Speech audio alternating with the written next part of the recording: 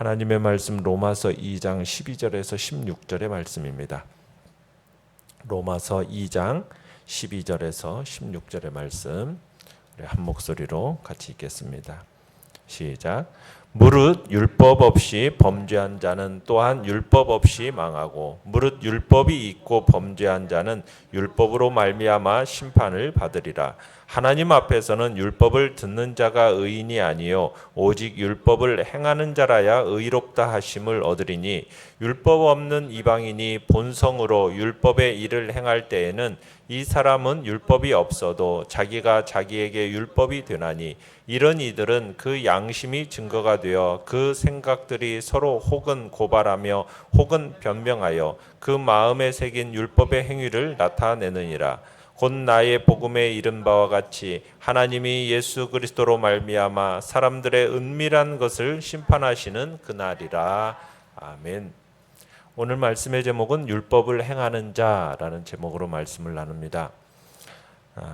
우리가 어제의 말씀 11절에 보시면은 하나님은 심판하실 때 각 사람의 행한 대로 하시는데 절대 외모를 보시지 않으시고 공정하게 하시는 심판이다라고 이야기합니다.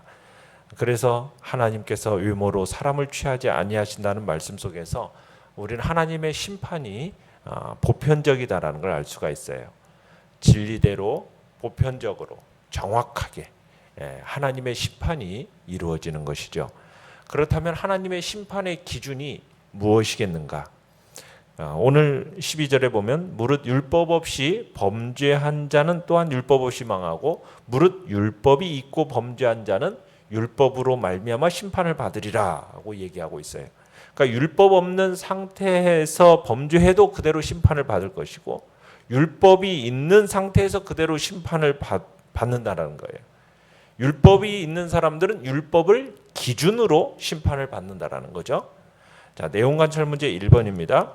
율법과 관련해 어떤 사람이 하나님 앞에서 의롭다 하심을 얻을 수 있습니까? 자, 하나님 앞에서는 율법을 듣는 사람이 의인이 아니라 오직 율법을 행하는 사람이 의롭다 하심을 얻는다 이렇게 얘기하죠. 그러니까 이와 같은 이 바울의 말은 당시 유대인들이 율법을 듣는 일을 매우 중시했다라는 사실의 배경이 있어요. 우리가 구약 성경에 보면 기원전 586년에 바벨론에 의해서 유대가 멸망을 합니다. 그리고 멸망한 후에 유대인들에게 있어서 굉장히 중요하게 생각한 것이 뭐냐면 우리가 하나님의 말씀을 듣지 않음으로 말미암아 멸망했다라는 사실을 인지하고 그때부터 율법 듣는 일에 힘씁니다. 그것이 하나의 어떤 두드러진 민족적인 특징이 됐어요. 그러니까 예루살렘 성전의 파괴로 말미암아 더 이상 제사 드리는 일이 없게 되어진 이 유대인들은 이때로부터 이제 율법 듣는 일에 모든 정성과 노력을 기울이게 된 겁니다. 그러니까 율법을 들음으로써 자신들이 하나님의 백성이라는 사실을 이제 스스로 확인한 거예요. 더 이상 성전 제사를 드릴 수는 없게 된 상황 속에서 자신들이 선민이다. 하나님의 택하신 선택된 민족이라는 이 민족적인 정체성을 확인할 수 있는 길을 어디에서 찾게 됐느냐? 율법을 듣는 데서 찾게 된 거예요. 그러면서 이제 이곳저곳에서 회당들이 생겨나게 되어지고 그 회당 안에서 이제 율법을 가르치는 일들 배우는 곳이 되어진 겁니다. 그만큼 율법을 중시하게 된 이 유대인들은 세계 어디를 가든지 이제 회당을 세우게 된 거예요. 참 사실 어떻게 보면 이 신앙이야말로 굉장히 아름다운 신앙이지 않습니까? 그런데 문제가 어디에 있어요? 이들의 문제가 어디에 있어요? 율법을 듣는 그 자체만을 중시했다라는 거예요. 율법을 듣는 이유가 뭐예요? 왜 율법을 듣는 겁니까? 그 이유를 망각해버린 겁니다. 율법을 듣는 이유는 그저 귀의 만족을 위해서 듣는 게 아니잖아요. 그 말씀을 듣고 실천하기 위해서 듣는 건데 하나님의 뜻대로 살기 위해서 들어야 되는 건데 지금 듣는 일만으로 만족하고 그 듣는 일에 그냥 듣는 일만을 지나치게 중시하게 되다 보니까 그런 말씀을 행하는 감각이 그들에게서 사라져버린 겁니다. 그러니까 하나님의 말씀을 듣고 은혜 받았다. 그리고 이것으로 끝이 나버리는 거예요. 그 말씀을 붙들고 고민하고 그리고 그 말씀을 참으로 마음에 새기면서 어떻게 내 삶에 이 말씀을 실천해야 될까? 그것을 인식하는 그 인식이 서서히 희박되어진 겁니다. 그런데 하나님의 말씀을 듣는 것만으로 의롭게 해주냐는 거예요. 그게 아니라는 거죠. 그러니까 사도 바울이 지금 지적하는 바가 바로 그겁니다. 착각 속에 빠지지 말라는 거예요. 하나님의 말씀을 듣는 것으로 그것으로 끝이다라고 생각하면 안 된다. 그것이 너를 의롭게 만들어주는 게 아니다. 그런 착각 속에 빠지지 마라. 지금 오늘 얘기하는 겁니다. 내용관찰문제 2번입니다.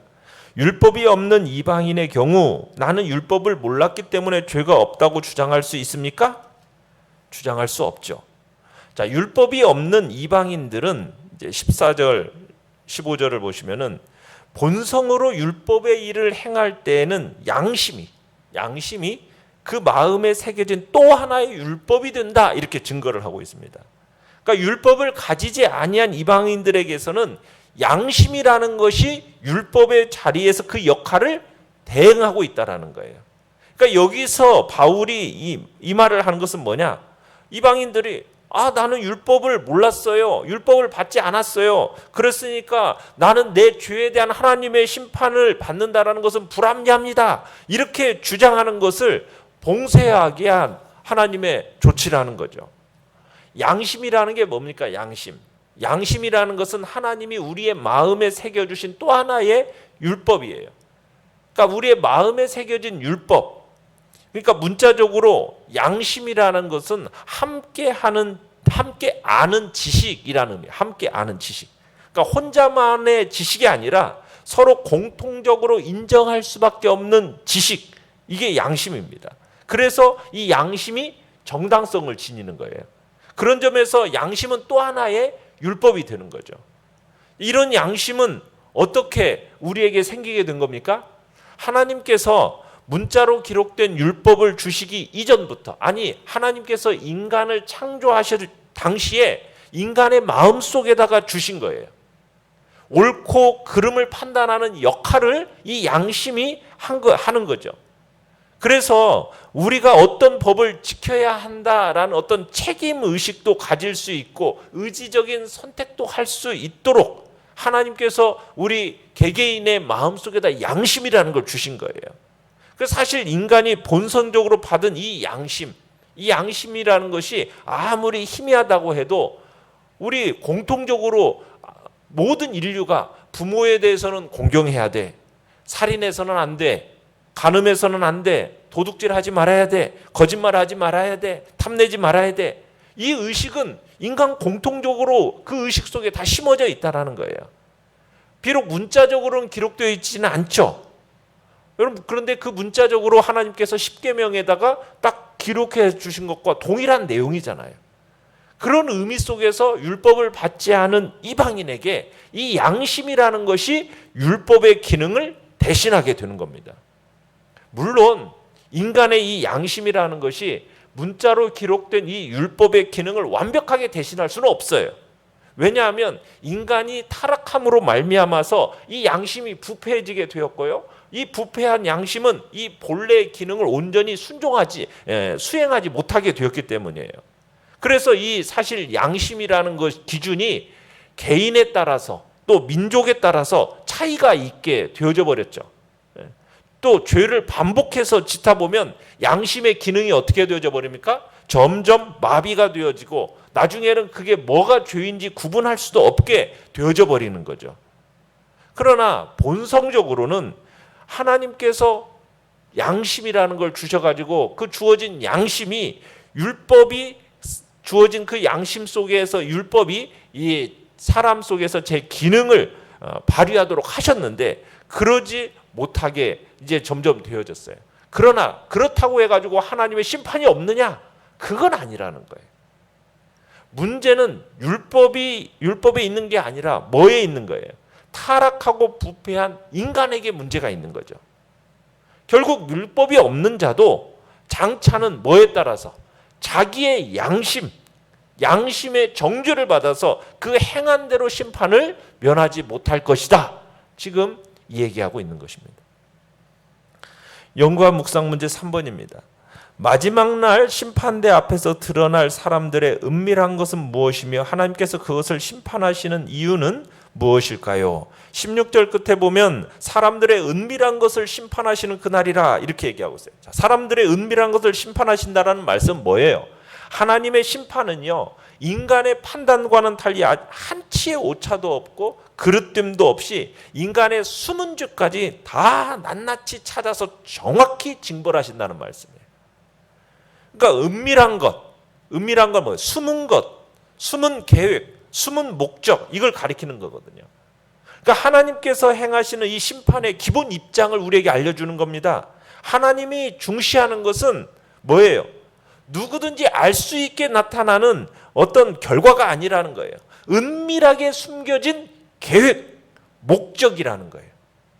하나님에게는요, 각 사람에게 드러나지 않는 그 내면적인 동기가 가장 중요한데, 하나님은 이것을 마치 펼친 책을 읽듯이 읽으신다는 거예요. 그 사람의 마음 속에 있는 그 내면적인 동기를 다 하나님은 아신다는 거죠. 저 사람이 저 행위를 하는 것이 무엇을 행하는 동기가 무엇인지, 그 동기를 중요시하고 또 계획과 목적을 중시해야 바로 그 속에서 우리가 그것을 중시해야 됨을 우리에게 가르치고 있는 거예요. 그러니까 사람들이 눈에 보이는 결과만 가지고 판단을 하는데 그게 아니라는 거예요. 하나님은 무엇을 보신다는 겁니까? 사람의 마음속에 그 숨은 동기, 내면적인 목적, 여기에 관심을 가지고 계신다는 거죠. 사람들이 표리부동한 때가 많습니다. 진실을 가장하는 일들이 있어요. 우리 현실 속에서 우리는 그런 일들을 많이 보지만, 그러나 하나님은 속이지 못해요. 하나님은 모든 것을 살펴서 아시는 분입니다. 눈에 보이는 대로가 아니라 있는 그대로 심판하신다는 거예요. 그게 우리가 2절에서 읽었던 진리대로 되는 심판이라는 이야기입니다.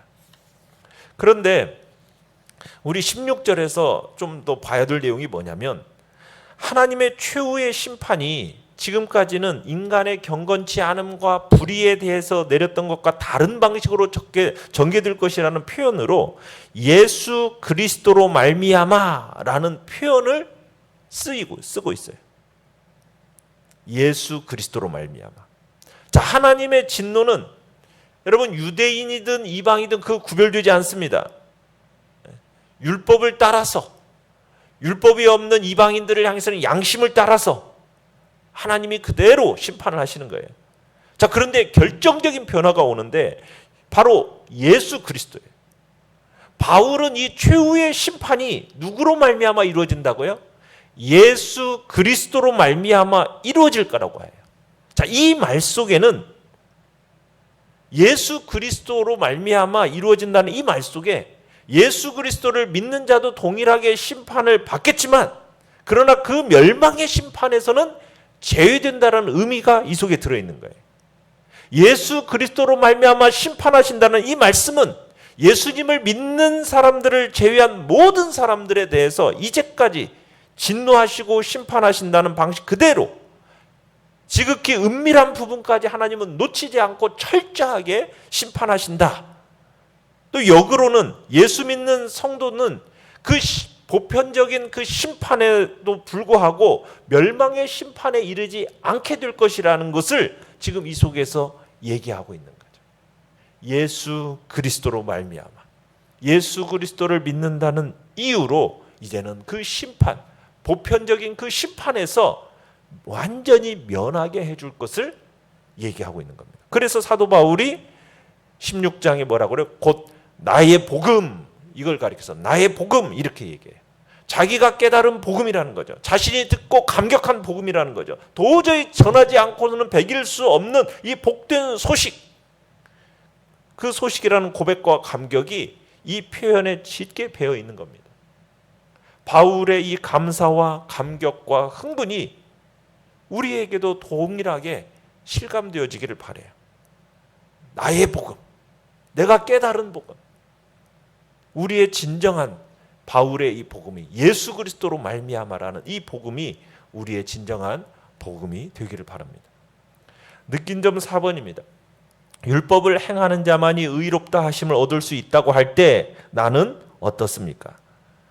여러분, 종교개혁 이후로요, 우리 개신교가 가장 중시하게 된 것도 말씀이에요. 천주교는 의식을 중요하게 여깁니다. 의례를 중요하게 여겨요. 그러나 우리는 말씀을 중요하게 여겨요.